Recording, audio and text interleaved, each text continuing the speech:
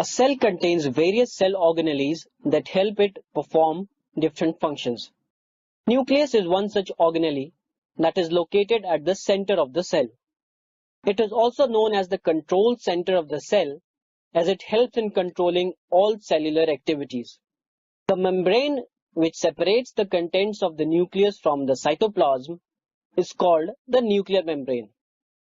If you view a nucleus under an electron microscope, a small spherical body called the nucleolus and thread-like structure called chromosomes can be easily observed inside the nucleus.